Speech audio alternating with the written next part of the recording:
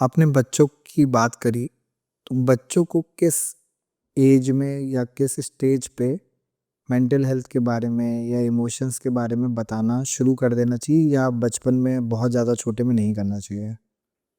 जब से बच्चा बात करने लगे या आप बात करने लगो उससे, हम बच्चे को बोलते हैं ना बेटा स्माइल करके दिखाओ, बेटा ये करो, वो करो।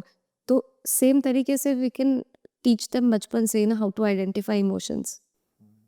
जैसे आजकल न्यू एज पेरेंटिंग में काफ़ी लोग ऐसा करने लग गए हैं कि वो बच्चा जब एक टैंट्रम थ्रो कर रहा होता है, बहुत ज़्यादा ज़िद कर रहा है, ज़मीन पे लेट जा रहा है या बहुत रो रहा है, तो काफ़ी सारे पेरेंट्स ना उनको उस टाइम पकड़ लेते हैं, but later they have a conversation कि बेटा उस टाइम क्या लग रहा था। हम वो कॉन्वर्सेशन पे ध्यान ही नहीं देते। यूजुअली लोग या तो उनको फ़ोन पकड़ा देंगे या तो चॉकलेट दे देंगे या तो कुछ दे के डिस्ट्रैक्ट कर देंगे और वो कॉन्वर्सेशन चली गई। अब वो बच्चे को उस टाइम क्या फ़ील हो रहा था, ना वो समझ पाया, ना हम समझ पाए।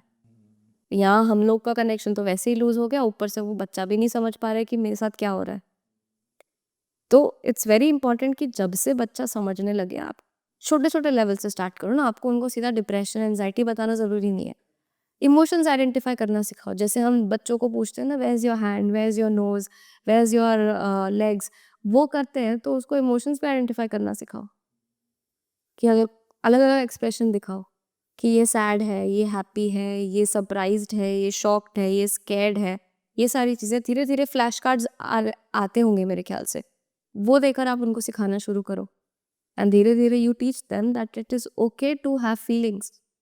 यूजुअली जैसे मेल चिल्ड्रन को हम यही बताते हैं कि उनको ऐसा कर दिया जाता है कि बेटा पापा के बाद तो तुम ही हो। अब वो 5 साल का बच्चा सोच रहा है पापा के बाद तो मैं ही हूँ, मतलब उस पे कितना प्रेशर ऑलरेडी आ चुका है।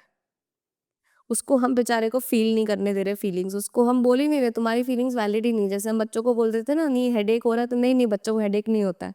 वैसे ही हम बोल देते हैं अरे नहीं नहीं फीलिंग्स कुछ नहीं होती है, तुमको किस बात का स्ट्रेस है। स्ट्रेस पेंसिल घूमने पे भी हो सकता है ना। हम क्या सोचते हैं कि अब हमको लगता है यार हमारी लाइफ में लोगों की डेथ हो रही है, फाइनेंशियल प्रॉब्लम्स हो रही है, ब्रेकअप्स हो रहे हैं, हमको लगता है ये बड़ी बात होती है, पेंसिल घूम जाने पे क्या स्ट्रेस होता है।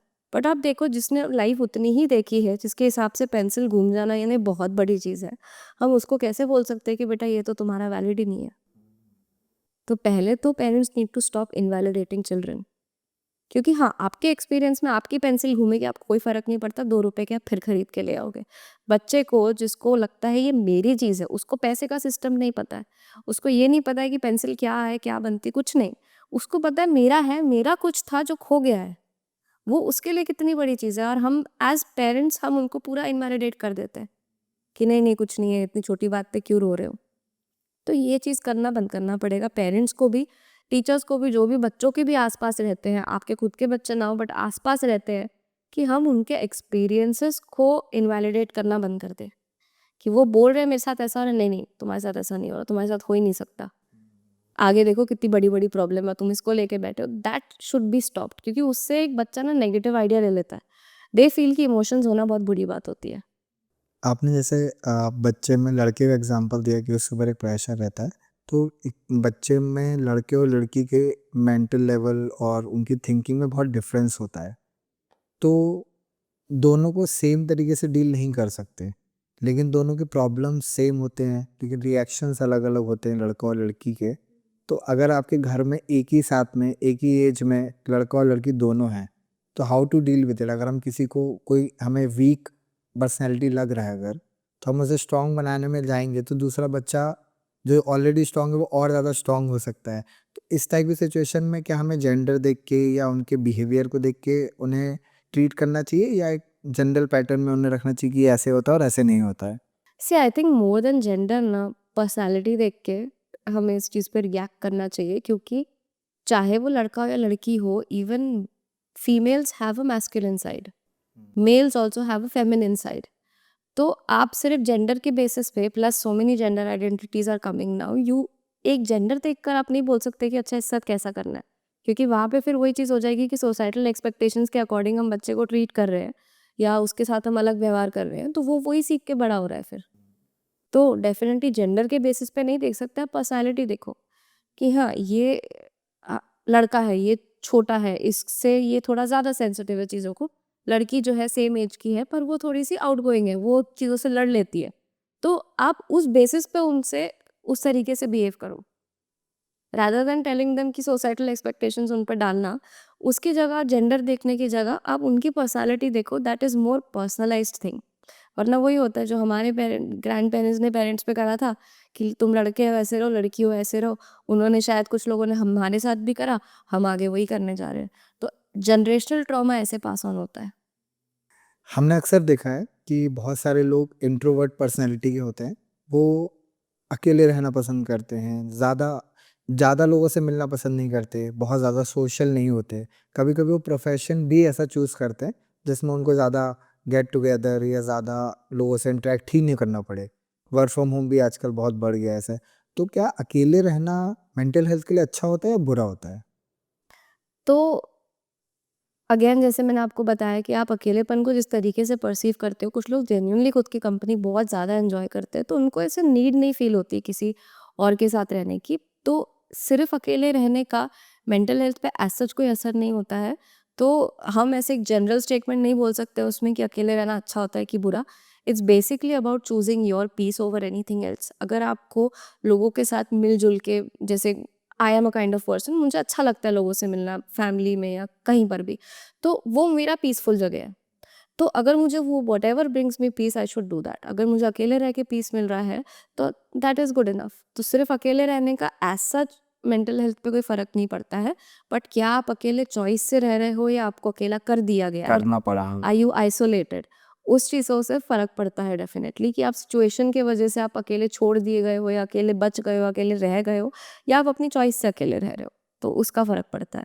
लोग क्योंकि ऐसा भी बोलते हैं ना, अगर ज़्यादा अकेले रहोगे, वन में रहो तो दिमाग खराब हो जाएगा, हो जाएगा सब। क्योंकि आप देखो, एक अकेले रहने वाला इंसान इतना ज़्यादा स्ट्रांग हो जाता है क्योंकि उसको पता है कि मेरे आसपास कोई है नहीं। चलो होंगे, पेरेंट्स होंगे, फ्रेंड्स होंगे, बट वो बाहर है सब।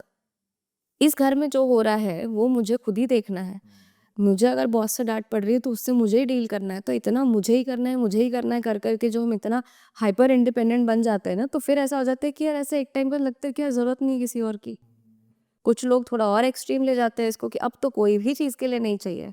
And thanks to all these fast delivery apps कि अब तो बाहर निकलने की भी ज़रूरत नहीं है, ज़रूरत ही नहीं अब है। वो सब कुछ आ जाता है। सो कुछ लोग उसको एक्सट्रीम तरीके में ले जाते हैं, तो ये एज अ सोसाइटी लोगों को अच्छा नहीं लगता कि आप आइसोलेटेड क्यों रह रहे हो। And I tell you very interesting evolutionary thing on this कि ये ऐसा क्यों माना जाता है। जब when we used to live as caveman, हम केवमैन थे, केव्स में रहते थे, या थोड़ा सा एडवांस भी हुआ, हम अपना घर बना के रहते थे। उस टाइम आप देखोगे कि आपका सर्वाइवल मेंट कि आपको एक ग्रुप में रहना पड़ेगा। अगर आप ग्रुप में नहीं रहोगे तो आपको रिसोर्सेस नहीं मिलेंगे, खाना पीना नहीं मिलेगा, प्लस आप डेंजर में रहोगे। तो बाय डिफ़ॉल्ट दैट मेंट कि if you are not in a group that means you will die at that time. अब ये एवोल्यूशनरीली हमारे दिमाग में प्लांटेड है। आज की डेट में हमारा सर्वाइवल इन चीज़ों पे डिपेंड नहीं करता है। We are not at threat. हमको ऐसा कुछ नहीं है कि हमको 10 लोगों के साथ रहेंगे तो ही हमको खाना-पीना मिलेगा। बिकॉज़ हम अपना करके we can survive through our own. But ये back of the mind thinking वैसी रहती है।